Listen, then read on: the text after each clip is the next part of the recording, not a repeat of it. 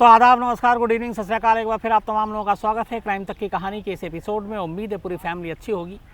आज की कहानी शुरू करूं उससे पहले एक और क्राइम की कहानी की छोटी सी झलक। वो इसलिए कि अक्सर जब कोई क्राइम होता है तो क्रिमिनल झूठ बोलता है, मुजरिम झूठ बोलता है बचने के लिए, चाहे वो पुलिस के सामने हो, अदालत के सामने हो। लेकिन कई बार ऐसा होता है कि पुलिस भी झूठ बोलती है, और कुछ बार ऐसा भी होता है कि पुलिस जो झूठ बोलती है वो केस को सॉल्व करने के लिए बोलती है। तो ये मज़ेदार कहानी दिल्ली की है। दिल्ली में एक शख्स का कत्ल हो जाता है। पुलिस कातिल की तलाश करती है, कातिल का कोई सुराग नहीं मिलता। काफ़ी लंबी चौड़ी तफ्तीश के बाद पुलिस को एक जानकारी मिलती है कि आखिरी बार जो मरने वाला शख्स था मकतूल, वो एक बाइक पर देखा गया था और उस बाइक पे ऑलरेडी 2 लोग बैठे हुए थे, यानी एक बाइक पे 3 लोग। बस इससे ज़्यादा और कोई सुराग नहीं मिला। अब पुलिस ने उस इलाके के ऐसे तमाम लड़कों को ढूंढना शुरू किया जिससे मरने वाले की दोस्ती थी और जिसके पास बाइक है। तो करीब 20-25 ऐसे लोग मिले जिनके पास बाइक है और कोई ना कोई जान पहचान थी, मरने वाले से दोस्ती थी। पुलिस ने उनको ज़ीरो इन करना शुरू किया, एक एक की तफ्तीश शुरू की। लेकिन धीरे धीरे हर एक का पता चला लोकेशन अलग था, जहाँ कत्ल हुआ वो उस दिन था नहीं, उस दिन मिला नहीं। तो करते करते ऐसे सारे लोग साइड होते गए। बस एक बाइक बची जिसके 2 जो बाइक सवार थे वो शक के घेरे में आए। पुलिस ने उन दोनों को बुलाया, उनसे लंबी पूछताछ की। दोनों ने अपनी कहानी सुनाई, कहा कि हमारा कोई कत्ल से लेना देना नहीं, हम तो कहीं और थे, ये सारी चीज़ें।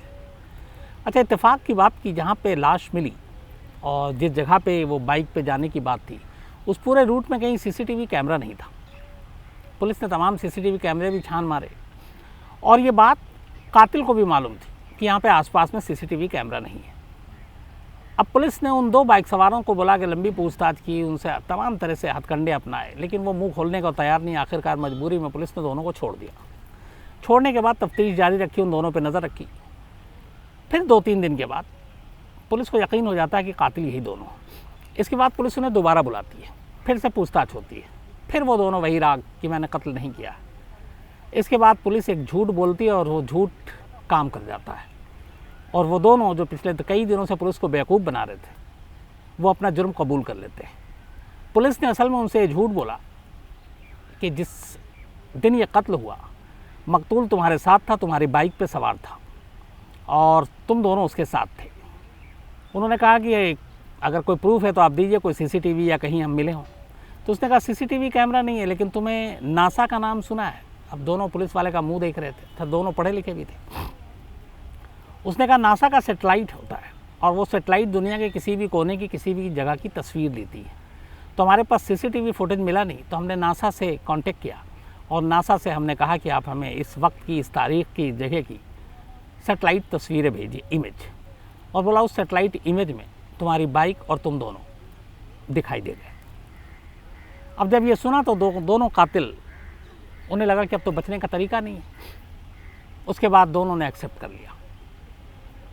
जब एक्सेप्ट कर लिया, सारी चीज़ें बता दी, सारे सबूत इकट्ठा कर लिए पुलिस ने, तब फिर उन्हें बताया गया कि ये नासा और सैटेलाइट वाली कहानी झूठी थी, लेकिन एक झूठ की वजह से उन्होंने वो सच बोल दिया। तो कई बार ऐसा भी होता है। ये दिल्ली का और सच्चा वाक़या कहानी अभी 2 दिन पुरानी बात है ये। तो एक कत्ल इस तरीके से पुलिस ने गुत्थी सुलझाई। अब आते हैं आज की कहानी पर।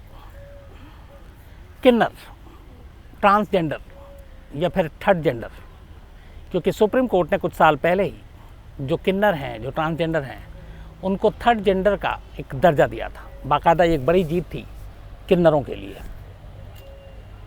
इसी किन्नर से जुड़ी हुई एक क्राइम दिल्ली में, और ये बड़ी सनसनीखेज कहानी है। एक कत्ल है, एक करोड़पति किन्नर का कत्ल, और उस कत्ल के लिए पहले सुपारी जब दिया गया तो मांगा उसने 1 करोड़ रुपए।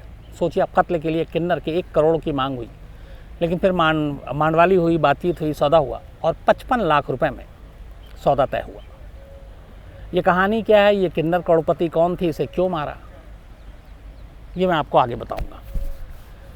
पहले किन्नर की ज़िंदगी को थोड़ा समझ लेते हैं ताकि इस कहानी को समझने में आपको आसानी होगी। हमारे देश में इस वक्त करीब कहते हैं 5 से 6 लाख किन्नर हैं। तो इनकी कुल आबादी करीब 5 से 6 लाख के बीच में है। और इन 5-6 लाख में सबसे ज़्यादा जो है, पहले नंबर पे यूपी में है, दूसरे नंबर पे बंगाल में है, और इसके बाद आंध्र प्रदेश, दिल्ली, बाकी जगहों पर है। लेकिन कुल मिलाकर इनकी आबादी 5-6 लाख है। और 2016-17 में शायद सुप्रीम कोर्ट ने इन्हें एक थर्ड जेंडर का दर्जा दे दिया। उसके बाद इनकी जनसंख्या, इनकी गिनती और इनको बहुत सारी फैसिलिटी देने की भी बात आई, और ये हुआ कि इन लोगों को भी कुछ इनका हक मिलना चाहिए, तो उसको लेके बड़ी खुशी की भी बात हुई। लेकिन किन्नर की अपनी ज़िंदगी शुरू से ही रहस्यमय रही है। एक तो ये कि 5-6 लाख किन्नर हैं, तो इनकी आबादी बढ़ती कैसे है, ये एक बड़ा राज था, क्योंकि किन्नर तो बच्चे पैदा कर नहीं सकते, तो फिर ये इनकी आबादी क्यों बढ़ती जा रही है, 50,000 से 75,000, फिर 1 लाख, फिर अभी करीब 5 से 6 लाख। तो स्टडी हुआ तो पता चला कि इसके पीछे 2-3 चीज़ें हैं। एक, किन्नर बहुत सारे गलत तरीके से भी अपनी आबादी बढ़ाते हैं। कोई ऐसा बच्चा, कोई ऐसा शख्स जिसके अंदर थोड़ी सी हरकत, उसका हाव भाव, चेहरा औरतों से मिलता हो, ऐसे बच्चों को वो अपनी तरफ आकर्षित करते हैं, फिर धोखे से अपने गैंग में मिला लेते हैं, और उसके बाद वो उसे जबरन या धोखे से किन्नर बना लेते हैं। एक तो ये है जो कि कानूनन जुर्म है। एक, इसी समाज में बहुत सारे ऐसे लोग हैं जिनकी कुछ कमज़ोरियां हैं, या जिनकी कुछ ऐसी चीज़ें हैं जिसकी वजह से उन्हें लगता है कि लोग मजाक उड़ाते हैं उनका और उन्हें किन्नर बुलाते हैं, उनके अंदर औरतों वाले हाव भाव हैं। तो ऐसे बहुत सारे लोग हैं जो खुद किन्नर बिरादरी के पास जाते हैं और उनसे कहते हैं कि आप हमें किन्नर बना लो, अपनी बिरादरी में शामिल कर लो। तो बाकायदा उसकी एक रस्म होती है और फिर सारी चीज़ें होती है, उसके बाद उनको किन्नर बनाया जाता है। तो एक इस तरह से भी आबादी बढ़ती है। किन्नरों की कमाई का जो ज़रिया है वो एक तरह से वसूली और मांगना है। एक अजीब बात यह भी है कि किन्नर कभी किसी गम, दुख, तकलीफ़ में वसूली नहीं करते, न पैसे मांगते हैं। उनकी पूरी ज़िंदगी बल्कि ये कहते हैं कि वो कभी मातम, शोक, रोना धोना ये सब करते ही नहीं हैं। अब अकेले में, तन्हाई में वो कितना अफसोस या गमज़दा होते हैं ये नहीं मालूम, लेकिन जो उनकी पूरी सामाजिक ज़िंदगी है उसमें वो हमेशा सिर्फ खुश और खुशी अपने आप को दिखाई देते हैं, और खुशी के मौके पर ही ये सिर्फ आपको नज़र आएंगे। चाहे वो किसी के घर में शादी हो, किसी के घर में बच्चा हुआ हो, किसी ने नई गाड़ी ली हो, तो ऐसे मौके पे जो खुशी का मौका होता है उसमें जाकर ये सारी चीज़ें लेते हैं और बधाई देते हैं।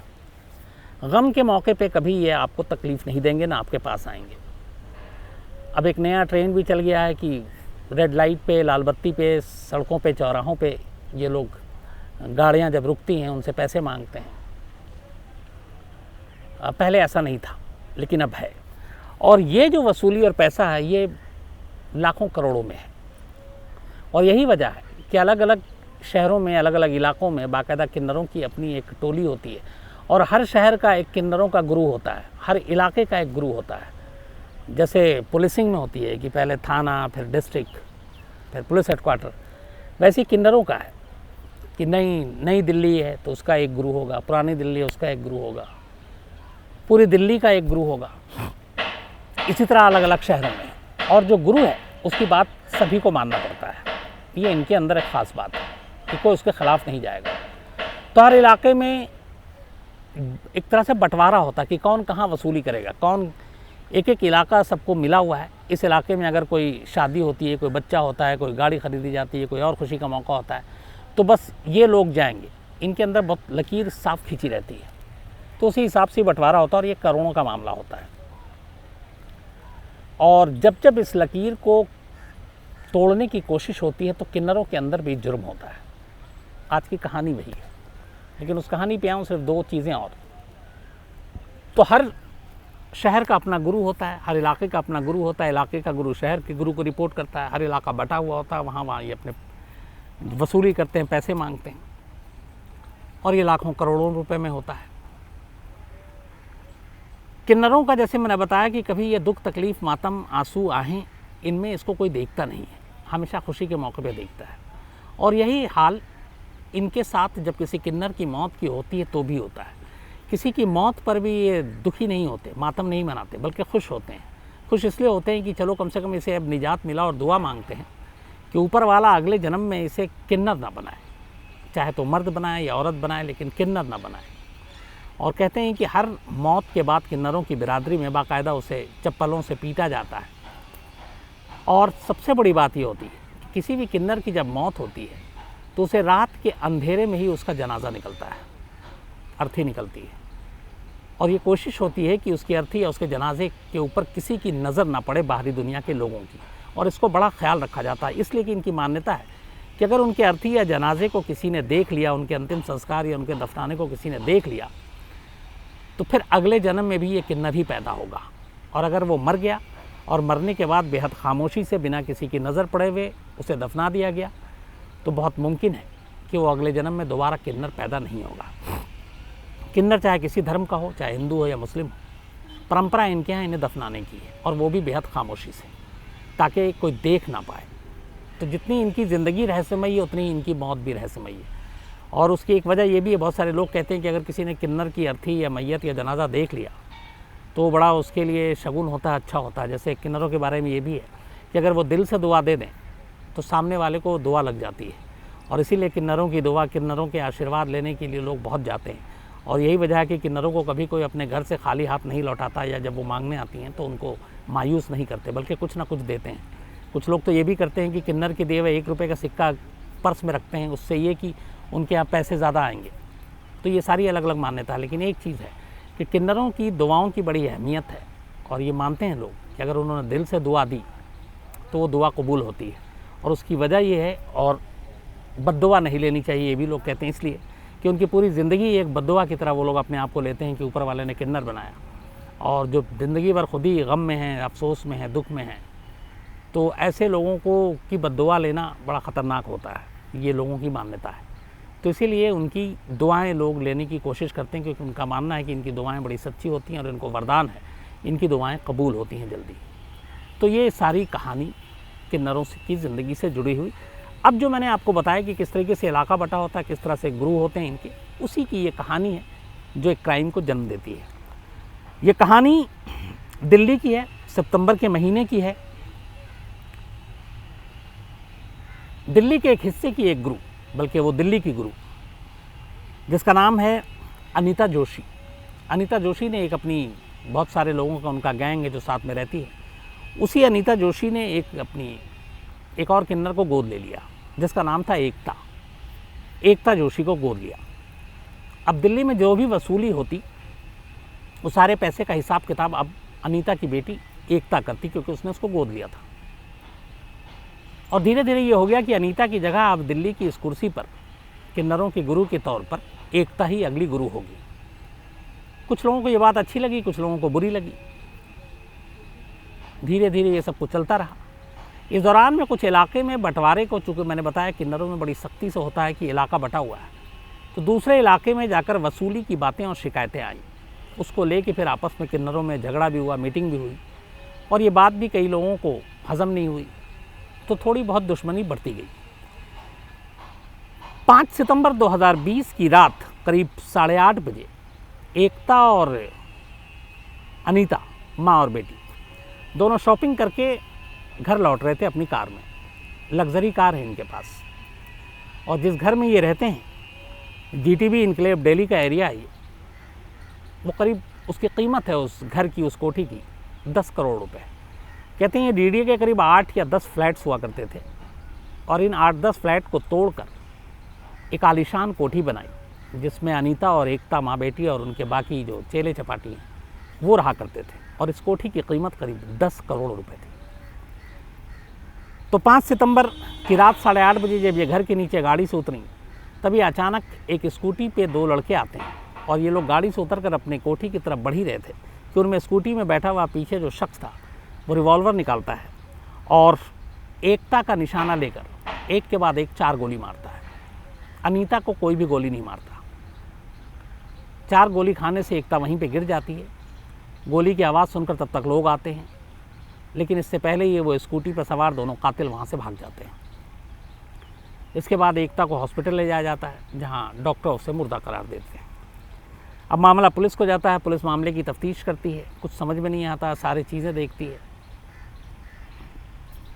दिल्ली के किन्नरों की एक होने वाली गुरु और उसका कत्ल उसके घर के ठीक सामने।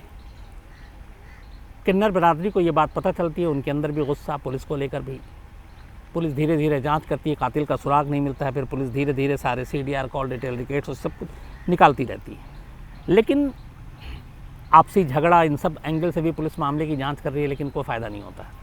इसी दौरान में कुछ कॉल डिटेल रिकॉर्ड से पुलिस के सामने एक शख्स का नाम आता है, मंजूर, और पता चलता है कि ये एक दूसरी जो किन्नरों की बिरादरी लॉबी है, दूसरे गुट की, उसके साथ बड़ा इसका उठना बैठना मिलना जुलना है। लेकिन ये खुद किन्नर नहीं है, ये ठीक ठाक है, इंसान है। और कुछ मुखबिरों से खबर मिलती है कि इस कत्ल में कहीं ना कहीं उसका हाथ है। अब पुलिस उस मंजूर के फ़ोन को ट्रैप करना शुरू करती है, उसके कॉल डिटेल निकालती है, तो पता चलता है कि कत्ल से 2-4 दिन पहले तक वो कुछ नंबरों पे लगातार बात कर रहा था। और जब उन नंबरों को खंगाला गया तो पता चला कि ये नंबर दिल्ली के एक कॉन्ट्रैक्ट किलर का नंबर है और ये लगातार उससे बात कर रहा है। अब मंजूर के इस कॉल डिटेल से कि सीरियल किलर के मतलब सुपारी किलर के ये संपर्क में है लगातार, पुलिस के कान खड़े होते हैं। इसी के बाद पुलिस मंजूर को उठाती है और मंजूर से उठाने के बाद पुलिस उससे पूछताछ करती है। जब पूछताछ करती है तो मंजूर बताता है कि दरअसल जो कत्ल हुआ वो दिल्ली के एक 1 लाख का इनामी बदमाश और सुपारी किलर गगन पंडित ने कराया। इसके बाद पूरी कहानी वो बताता है।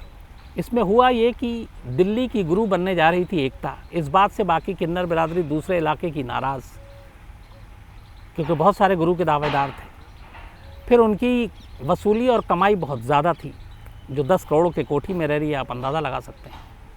तो इन चीज़ों से चिढ़कर कुछ किन्नरों ने तय किया कि अगर एकता को रास्ते से हटा दिया जाए तो दिल्ली के गुरु की गद्दी पर बैठना आसान हो जाएगा बाकी लोगों के लिए। और इसी के बाद प्लानिंग हुई।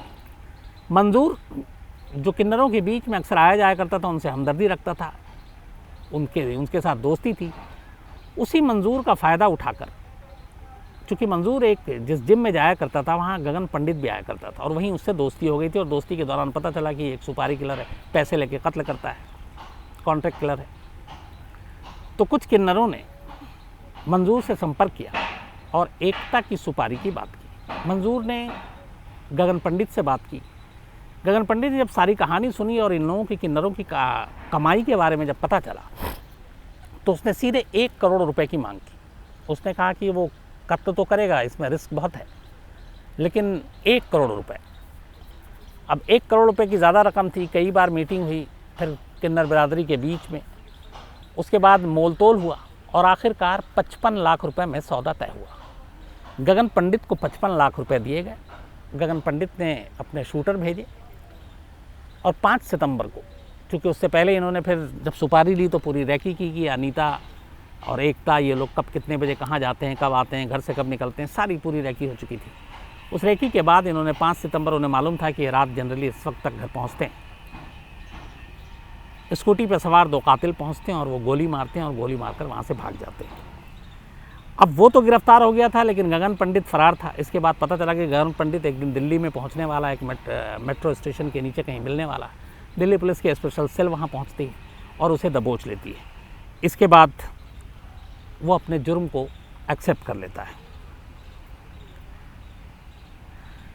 अब उसके बाद पुलिस सारी कड़ियों को जोड़ती है और जो आखिरी नतीजा सामने आता है वो यही है कि किस तरीके से एकता और अनीता, इन माँ बेटी के बीच में जो गद्दी को लेकर बातचीत हुई और एकता अगली गुरु होने वाली थी, और जिस तरीके से इनकी कमाई थी उस पर बाकी किन्नरों की गुटों की नज़र थी और वो लोग नहीं चाहते थे कि एकता गुरु बने, और इसीलिए आपस में पैसे जोड़कर उन्होंने एकता के नाम की सुपारी निकाली 55 लाख रुपए में और एक कॉन्ट्रैक्ट किलर को उसकी सुपारी दी थी। तो कातिल पकड़ा गया, सुपारी किलर भी पकड़ा गया, जिसने कत्ल किया वो भी पकड़ा गया और इस तरीके से पुलिस ने इस केस को सॉल्व कर दिया। तो मैंने इसीलिए आपको शुरू में कहा था कि किन्नरों की ज़िंदगी के बारे में समझेंगे तो इस कहानी को समझना ज़्यादा बेहतर और आसान होगा कि इस पूरे कत्ल के पीछे किन्नरों के गैंग की जो वसूली है, वसूली भी शब्द नहीं, जो मतलब जिस तरीके से वो जाते हैं घर घर और मांगते हैं, और वो जो कलेक्शन है वो काफ़ी मोटी रकम है। और वो सिर्फ बात दिल्ली की नहीं है, बल्कि देश की जिस शहर में किन्नर की तादाद है वो रहते हैं, वहाँ पे इसी तरीके से। और वहाँ पे आमतौर पे ये पीसफुल तभी रहते हैं सब मामला जब तक कि आप अपने अपने इलाके में काम कर रहे हैं। अगर आपने इलाके की हद को पार की तो किन्नरों की बिरादरी में भी बहुत सारे क्राइम होते हैं, और उसी एक क्राइम की वजह से जिसकी भेंट चढ़ी एकता, जिसका कत्ल हो गया। तो ये कहानी थी दिल्ली के किन्नर की, जिसकी सुपारी के लिए 55 लाख रुपए दिए गए थे। अब कुछ लोगों के मेल आपके सामने आज नोट करके लाया हूँ, बहुत दिन हो गए थे। एक ऋतिक राव हैं और इन्होंने मेल भेजा है और कुछ सवाल भी इन्होंने पूछे हैं। ये इनके जवाब मैं ज़रूर दूंगा। ऋतिक राव, तो ऋतिक मैं आपके सवालों का जवाब दूंगा डिटेल में। इसके अलावा आशुतोष तेलांग हैं। आज गुड़ी पड़वा नवरात्रे और कल से रमज़ान रोज़ा भी शुरू हो रहा, तो ये सभी की आप तमाम लोगों को बहुत बहुत बधाई, मुबारक दिल से। प्रेम लता है, इन्होंने एक क्रिमिनल कपल की कोई स्टोरी बताई है, तो मैं ज़रूर आपसे संपर्क करूंगा। आरती चौहान हैं, आरती चौहान ने भी एक कहानी की फरमाइश की है और ये हैं missing corp of Navi Mumbai, Ashwani बिड्रे। तो मैं आरती जी इसकी भी कहानी जल्दी सुनाता हूँ। लवलीन भटनागर हैं,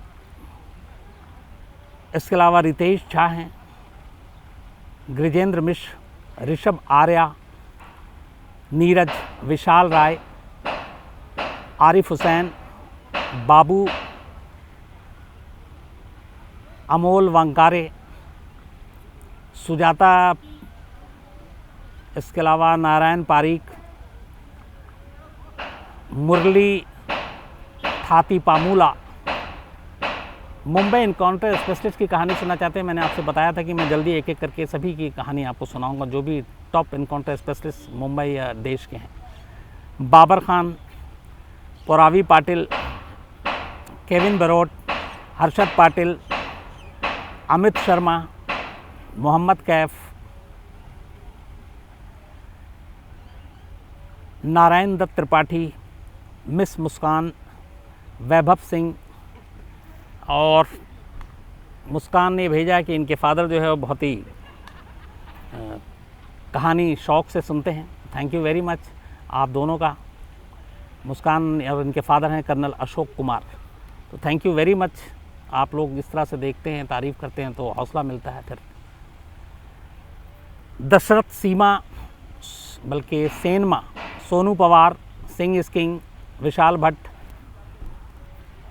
सलमान सैयद, मोनाली श्रीवास्तव, जयकांत जगत, अमित कुशवाहा, हर्ष सिंह, आमिर हुसैन शेख, इसके अलावा दीपेश पुनेठा, शिवनाथ मरवाहा, ऋषि चौधरी, संतोष कुलकर्णी, निकू सरन, खुशल दत्त त्रिपाठी, सुबेक सिंह, रिंकू उचानिया, पंकज जायसवाल, प्रीति, दीपक सिंह, सैयद इनायत, समीर सिंह, सचिन मोहंती, प्रवीण कुमार, कुशल कुमार बाथम, दीपक सिंह, कनाकेडू चटर्जी, पंकज सिंह, सुंदर यादव, आज़ाद हुसैन, प्रदीप कुमार पांडे, हिमांशु, सुधीर,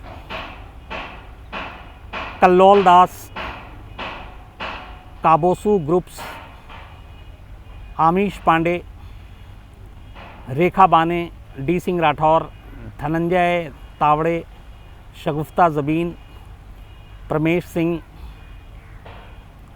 रवि शर्मा, अमन पांडे, शशांक गुप्ता, संगीता उइके, गिरधारी लाल, चेतन शर्मा, ऋषभ कुमार, रवि देवांगा, अंकित मनोरकर, राज भोयर, सौरभ रघुवंशी, शिव भक्त सिंह राजपूत, लर्न, एक कुछ और नाम है, अंकुर भास्कर, मनोज लुखार, गोविंद चौधरी, के शर्मा, अन्ना बेलसम, शशांक शेखर पांडा, विजेता तिवारी, भूषण थोमरे, और इसके अलावा मयंक, महबूब खान, लोकेश परवानी, किशन कुमार। तो आप में से कई लोगों ने कुछ कहानी की फरमाइश भी की है, सिलसिलावार मैं ज़रूर सुनाऊंगा, आपसे वादा है। तो आज कहानी में इतना ही। कल मुलाकात होगी रात 9 बजे किसी नई कहानी के साथ। तब तक अपना ख्याल रखिएगा। Thank you very much.